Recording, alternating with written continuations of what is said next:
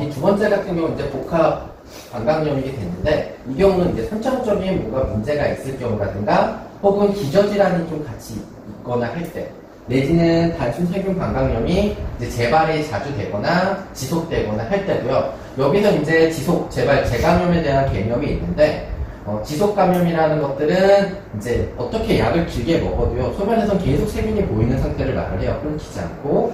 그리고 이제 이 경우 같은 경우에는 소변에서는 세균을 발견할 수는 없는데, 이제 그 소변, 그 방광과 인접한 기관이 신장이라든가 전립腺 같은 다른 조직의 세균 감염이 일어난 상태가 되는 거예요. 그래서 약을 끊으면 다시 여기에 있는 세균들이 내려와서 이제 다시 증상을 반복하게 되는 것들을 의미를 하고요.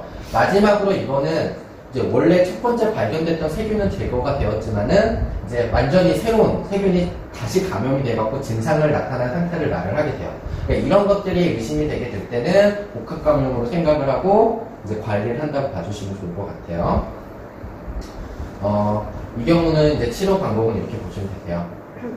내재적인 원인이 있을 수도 있기 때문에 전신 검사를 좀 해야 돼요. 혈액 검사라든가 호르몬계 검사라든가 혹은 신장에 대한 검사라든가 등등에 대한 검사가 필요할 수 있을 거고요. 만약에 발견이 된다면은 근원적인 그 원인에 대한 치료나 관리를 해야 될 필요가 있습니다. 그러면서 이 경우는 반복이 되었기 때문에 아까 언급드렸던 항생제 감수성 검사라든가 어떤 세균이 감염이 되었는지에 대한 검사가 치료 시작지에 반드시 동반이 돼야 되고요. 항생제를 사용하는 것도 한 달 이상을 필요로 할 정도로 길게 이제 치료 계획을 세워서 관리를 하게 됩니다.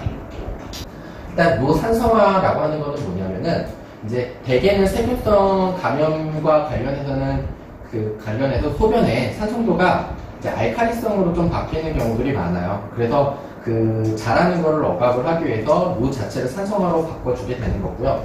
대개는 식이 관련을 통해서 산성화를 시키게 돼요. 그런 방식으로 이제 자라지 못하게 하고요. 두 번째 같은 경우에는 혹시나 선천적인 해부학적인 이유 때문에 반복돼서 발생을 한다던가 내지는 안에 있는 반복적인 감염이 용종이라든가 종양증 같은 문제에 의해서 발생을 하거나 혹은 마지막으로는 일부 세균군들 같은 경우에는 이제 저 안에 덩어리 같은 거를 좀 형성을 해서 부착이 되는 세균들이 드물게 있어요. 그런 것들이 의심되게 된다면은 수술적으로 제거가 필요하다고 보시면 되세요. 그리고 이거 같은 경우는 아까 언급드린 대로 방광 내에 세균이 이제 숨어 있는 게 아니라 방광이 아닌 인접한 다른 기관에 숨어 있게 되거든요. 그래서 저게 의심이 되게 된다면은 그 경우에는 이제 방광이 아니라 그 장기를 대상으로 이제 근원적인 치료를 같이 진행을 해야 된다고 봐주시면 좋고요. 그리고 마지막으로는요, 소변이 없도록 치료하는 방식인데 이건 어떤 의미냐면 잔뇨가 있어서 소변이 남은 거기에 이제 감염돼도 세균이 계속 남을 수 있으니까 그 남게 되면은 결국에는 방광 점막에 이제 세균이 접할 수 있는 기회라든가 시간이 길어지니까는요 아예 그 안에 소변이 남지 않도록 관리하는 방법이에요. 이거 같은 경우는 보통 입원이 필요한 과정이고요. 요도에 카테터를 삽입해서 지속적으로 소변을 제거하는 방식으로 관리를 하게 됩니다. 이제 이런 방식을 통해서 이제 관리를 한다고 했을 때 이제 다음의 과정들 같은 경우에는 이제 구조적인 요법들이에요. 이제 세균이 일단 점막에 부착돼야 방광 점막에 부착이 돼야 감염이 일어나는 거기 때문에 이제 그거를 좀 억제하는 역할을 하는 영양제들을 먹이게 되는 방식이고요. 대다수 비뇨기계 영양제들에는 그래서 크랜베리라든가 디만노즈 같은 것들이 포함이 되어 있어요. 그리고 두 번째 같은 경우에는 이제 요거는 아직은 좀 실험적인 것 같아요. 사람에서는 조금 더 이제 많이들 사용을 하는 것 같은데 이제 유산균을 먹게 되면은 방광 내에 있는 세균들 같은 것도 조절이 가능하다라는 것들이 되고요. 실험적으로는 이제 구강으로 먹는 형태랑 직접적으로 이제 방광 내 쪽에 이제 주입하는 형태로 이제 사용을 하게 돼요. 근데 이제 논문상으로는 이제 직접 주입을 하는 게 효과가 훨씬 높다라고 되어 있고요.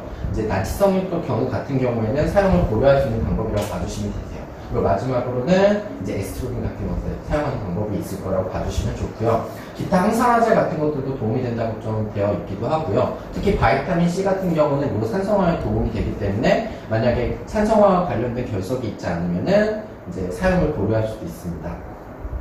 그리고 막 이렇게 다 했는데도 불구하고 지속적으로 반복적으로 재발이 된다라고 하면은 이제 마지막 방법으로 항생제를 지속적으로 좀 사용하게 되는 방식을 구해요.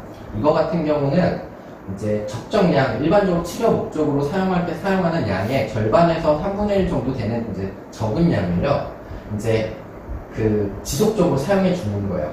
근데 여기 같은 경우는 어떤 목적으로 쓰는 거냐면은, 보통 우리 사람 같은 경우도 마찬가지긴 합니다만은, 밤에 소변을 보는 경우가 낮보다는 좀 적거든요, 강아지들이.